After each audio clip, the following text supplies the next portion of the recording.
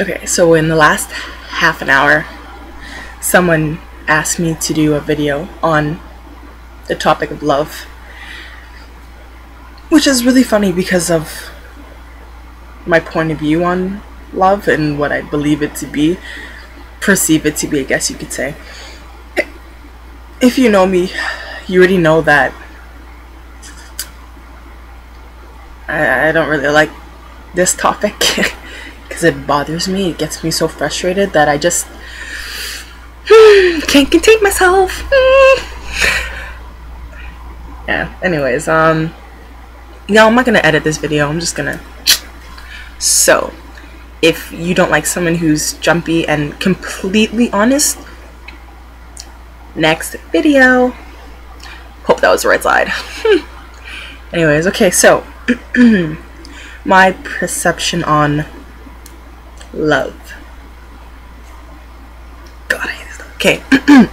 Personally, I think, not even just personal experience, just what I think in general, that love is, to be honest, a figment of your imagination.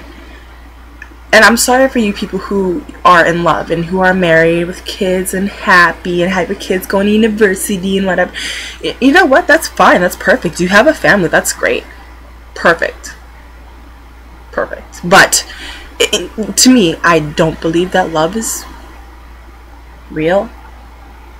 It's not that I don't have a heart. It's not that I don't believe in having strong feelings for somebody. It's just, I think it's more of the word love than anything. I don't particularly believe in that word. I don't like that word.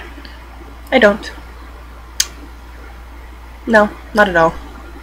But to me, I think that if you do believe in that word and you use it with somebody, that before you do, you have to make sure that that person is just as equally ready as you were to say it. Because again, what's a one-way topic or communication if the other person isn't feeling the same way, you know? It's like, oh my gosh, it's like when you put two socks in the dryer and you only get one out. Perfect metaphor, okay? You have two socks, you put them in the dryer after washing them, and you see them both going into the damn dryer.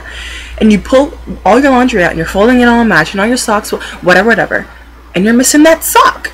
And you fully saw both the socks there. You're missing them both. That's what it can be if you're not sure. So before you go and use the word and scare people, my God, make sure that the person's ready for it. Because I've had someone tell me they love me, and I didn't even have feelings that had evolved that way. At least not yet. So the word was so soon that it had scared me, and I'm like, oh my gosh, I don't know what to say. If I say anything, I'm gonna break his heart. You know, so you gotta, everybody, boys and girls, you just gotta make sure, women and men, okay, boys and girls, you should not be in a relationship, thank you. Anyways, you should make sure that your partner or whatever is ready for that word, because it truly is a scary word. It's like the word fired. You have the job of your life and they're like, you're fired. It's like someone telling you, one, that they love you, or two, that they don't love you. So instead of using that word, don't use it at all. But I don't believe in that word. I think it's a figment of imagination, and it's not because when I've used it, bad things have happened. It's just, I don't like it.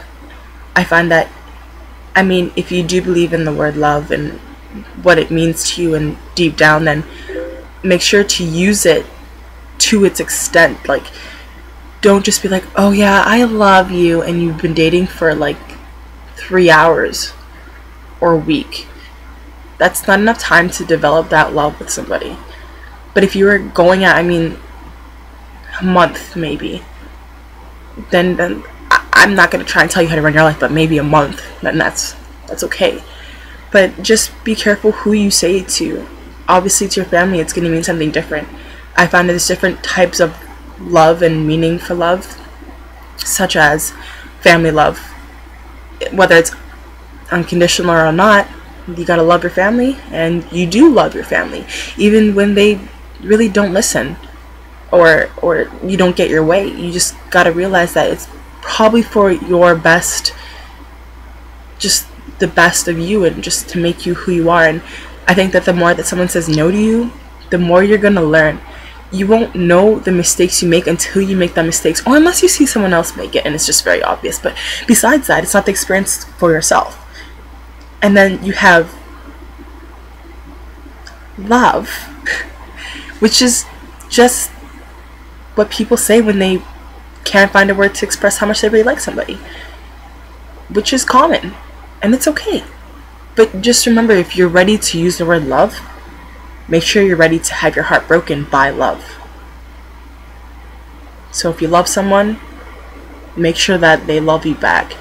Because there's nothing worse than you telling someone and pouring your heart into someone, telling them how much you love them, but then to tell you that they don't love you. They like you. That's it. They don't love you. There's nothing worse than that. That's your heart broken.